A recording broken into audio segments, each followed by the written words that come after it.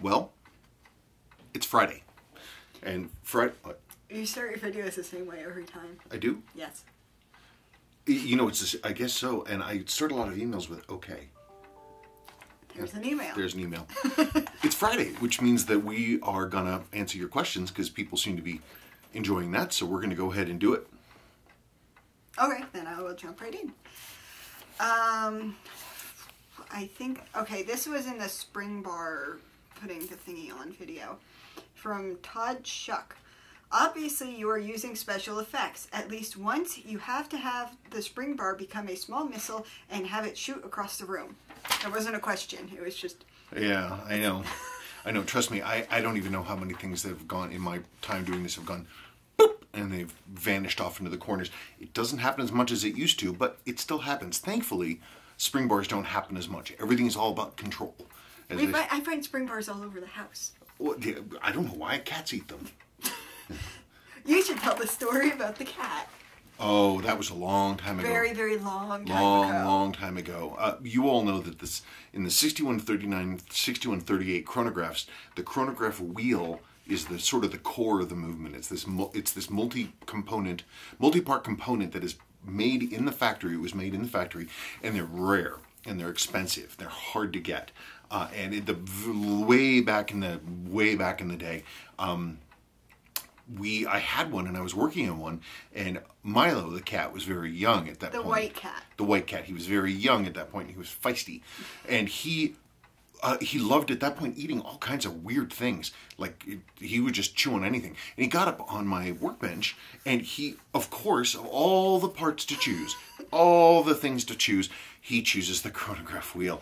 And so he goes and I'm like looking for it, and he goes and he runs underneath my desk, and he's hiding and he's trying to hork this thing down. At the same time, it's quite sharp, and it must be poking him in his mouth, because then he starts basically, it must have gotten stuck, and he starts throwing up. And so our Pongo, our dachshund, who is always interested in what the cats are up to and also very hungry, Milo throws up onto the desk to get this chronograph wheel out of his mouth. Pongo's right there, like literally right there, like he's like snack time has arrived. And so I managed to grab him just as he was heading for this. And so it was almost out of the frying pan and into the fire, except it was out of the cat and into the dog. I did save it, I did clean it, and it went into a watch. Very, very long time ago. Very long time ago. Like 9 years ago. Long time ago. Oh, easily. Yeah. Okay. Anyway, from Wingy Yip. On the 6139s, are the hollow end links supposed to always be flushed with the case and lugs once bracelet is installed? I've seen some that are flush and some that are not. It's always, those hollow end links, they're always a little bit funny, and you have to basically adjust them and work with them and stuff like that. What I tend to find, well, to answer your question, yes, it should be flush. They should be flush, and there's a few ways to do it. A lot of times what I find is because the end links will have sort of these two little curls that sort of curl around and hold the spring bar. The spring bar is right here. And if you go underneath the watch with a pair of really fine needle nose pliers, little teeny tiny ones like this, and you go underneath, and those little loops on the end and the end piece that loop around the spring bar, if you go in there and you go whack, and you just squish them down so that they're compressed onto the thing, you'll find that the end link holds a lot more tightly. You can also fold up the tabs on the bottom a little bit so it gives more tension. They're sheet metal, and you just gotta fiddle with them until they seat the way you want. Okay. This one was about the teardown one, I think I got it from. Mm-hmm. From Aram Krikorian. Okay. Can you elaborate a little about mainsprings, e.g. how to determine if they are bad, what constitutes needing replacement, and tips on sourcing them? There is mainsprings. A lot of times you can find them. They're not as hard as they used to be. As time has gone on, more and more like parts caches have been coming up, and people know now not just to throw them away. They go through them and they put them on eBay, so you can find them more often. There are also generics that are still available. If you have basically the specs on the mainspring itself, the length of it, the width, the stiffness, then you can put a generic in. Basically, I don't do that, but when I pull a mainspring out and it's like I don't know, it's just, they're supposed to look a certain way. Like a hairspring is supposed to be a perfect spiral with no variation between the coils. If you're looking at a mainspring and it comes off, it's gonna have this curve, and the curve has to be correct. And you can tell based on how sort of compressed it is versus how open it is, if it's worn or if it's lost its oomph. But in that particular case, when I pulled it out, you could see that the spacing was not even, like the thing was all gnarly. But then I turned it sideways and it wasn't flat. It wasn't flat. It was kind of like coned out. It was like, and so what that would do, having a coned out mainspring like that, is that would grind against the inside of the barrel as it's rolling, which you don't want. You want it to stay flat and in plane, so it's not shearing across the inside of the metal. You just look at it, and if it looks funky, then it's funky. From screen name MCFL11. Spencer, how long does this take from start to finish? Teardown. Well, tearing down a watch is easy. Gosh, that's the easy part. I can rip down a watch in even the most complicated 6138. I can rip it down in 20 minutes, maybe tops. But I mean, that's the easy part. Also, I'm very well aware of the parts that are in danger of going book, and so there's a lot. I go as quickly as I can. I move at the speed I move at because I know the things that each piece needs. For somebody who's never been inside one, oh gosh, it can take a really long time. Really, really long time. Many, many, many hours. So, an entire restoration takes days. I mean, you got to rip it down, then you got to inspect everything, and then you got to hand clean everything seriously, and then it's got to go through a multi-stage ultrasonic cleaner, and then a parts dryer, and then you have to look at everything again, and then if any repairs need to be done or parts replaced, that needs to happen. You need to put in each individual wheel separately and check the lash and make sure it looks right and you're not getting any wiggle and everything. I mean, there's a lot of checking stuff. Honestly, ripping it down is one of the easiest parts. So, not a good answer. Okay. Okay. From Mark Peroni691. Hey Spencer, the guy from Brazil here again. Do the 6306 movement's mainspring arbor ports already come with jewels? Where are the 4 extra jewels over the 6309? I don't have a visual aid for you. I wish I did. If I'd prepared, I would have that for you. The main differences between a 6309 and a 6306 are those extra jewels. The extra jewels are in the train bridge. The main plates for a 6309 and 6306 are identical, but the train bridge in a 6309, in a train bridge, you're going to have places for 3 wheels. You're going to have the escape in the center and the third wheel. And so those in a 6309, imagine this is the escape wheel, which means the balance is over here. 6309, this one's jeweled. These are just metal bushings. In a 6306, all of them are jeweled, and the escape wheel and the third wheel are diafix settings. So you have an extra jewel here, an extra jewel here, and 2 extra jewels sitting on top. There are your 4 jewels. Almost nothing that Seiko did had a pre-installed lower mainspring arbor port. 6138s did because they had to keep those tolerances nice and clear. The higher and high beats had them because the mainsprings were so much stronger that if they didn't do it, it would eat the brass away, but typically Seiko did not do that. I don't know how you remember all this. I don't remember. He didn't know any of it when we first got together. Yeah, but that was a long time ago. It was a long time ago. Okay, from Jim C1, or Jim C, sorry, I didn't put it, nothing. Okay, how do you get the click ball to stay in place after it pops out?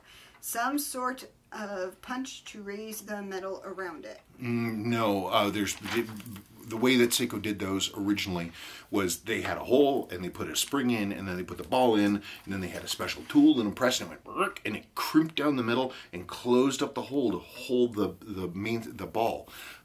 they wear and they stick, and it's a bad system, and it's one of the big problems that they had. In the 7002s, they tried to deal with that by going to a cartridge system where it was like a preset cartridge thing that it was pre-made, and you could just slide it into the hole, and so if that ever failed, you wouldn't have to deal with the case being bad. You can just replace the cartridge, and one can get a hold of those cartridges and basically retrofit it back into a case. But that's always a little dicey. I'm always a little weird about doing that kind of casework. To get it to hold in there, you can't. When they're loose and the balls just come out like that, I clean everything out, going through a case cleaning, and then I put the spring in with some silicone grease, and I stick the ball bearing, the click ball, in the top with a little bit of silicone grease, and then I clamp down the bezel, and it snaps in place, and the bezel holds the ball. But the problem with that, of course, is you ever go to like change the seal, you put your case knife in there, go crack, and get off there, and you don't remember that the ball is loose, away the ball goes. But it's just one of those things about vintage Seiko, one of those twists. You look excited. I'm tired. Our older daughter, she started middle school, and they get up and really out. super early. Yeah, and I'm not used to it yet. And the dog. And the dog. The dog just, he's in his cage at night. So He has to be, otherwise he gets into where the cats are. That's in the cat box. As in the cat box. And at 5 o'clock in the morning, he's screaming and wanting someone to let him out, and I'm the only For one. breakfast. Not for any other emergency, literally because he wants his breakfast. And somebody else doesn't hear him. I don't hear anything. Sorry, I don't. Anyway. Okay. Now, I know for a fact you didn't see this one because I had to approve it.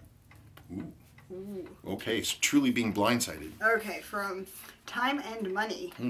Okay, so this is about the bullhead one. Good video as usual. I would love to see your comparison review between the Seiko bullhead and the Citizen bullhead of the same period.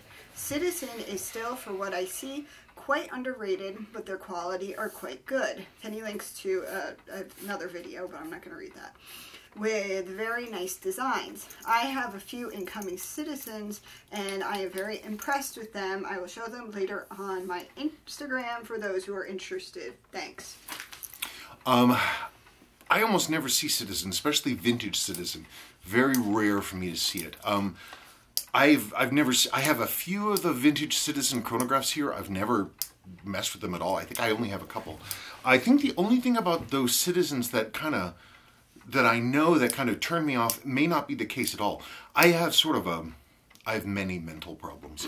One of my mental problems is that I don't like base metal cases. I really don't. And a lot of those vintage Citizens... That's really random. Well, it's because the stuff degrades. You know, like the gold-plated Seiko cases, and they look like they've been eaten at by mice? Where it's just like, because the gold plating goes away, and then the base metal underneath it just melts like it's like it's butter under a hot torch. Okay. Over time. And so I don't like base metal, and it's one of those things. And I don't know that all Citizens are, or if it's the bullheads aren't. I've never looked at them. I have seen pictures of them. I don't think I've... You don't really get Citizens like ever. Ever. No, people don't even ask me about them. No. I don't think I've ever even seen one of those Citizens in person. I don't think I have. I've seen pictures. I think the only other thing is that for me they were slightly too small. So I don't know much about it. I do have some vintage Citizen divers. Like I have my Citizen 7 stars, that beautiful JDM watch upstairs. And that case is stainless steel, and the movement is gorgeous. I will say this, that Citizen movement is very nice. And so it's more of a ignorance, really. I've just never really seen anything about it. Also, I mean, I'm pretty focused on the brands I like, and I'm kind of single-minded about certain things, and I have a hard time breaking out of my chosen paths. So I've never had the opportunity. If you are bored and you have if you have a jar of watches by your door that you use to throw at squirrels in the morning, and there happens to be a Citizen bullhead in there and you want me to look at it, I'd be happy to see it. Just have to mail it here, and then I could look at it. Then I could do the comparison video. Okay. That's really about it. Do you have anything to add? No, there weren't that many questions, so... Somebody wanted to see a picture of your watch. Well, that was on Instagram. Oh, that was on Instagram.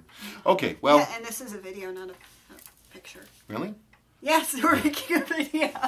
Long days. Long days and long nights. Long days and long nights. I don't know. That's really about it. So that was Friday Fun. I am inching my way closer to doing the teardown of that Zodiac. I had to just do the 6309, and so the next one up is the Zodiac. And that's about it. Mm-hmm. I don't think I have anything else. Happy Labor Day to Happy Labor Americans. Day. Happy Labor Day to Americans.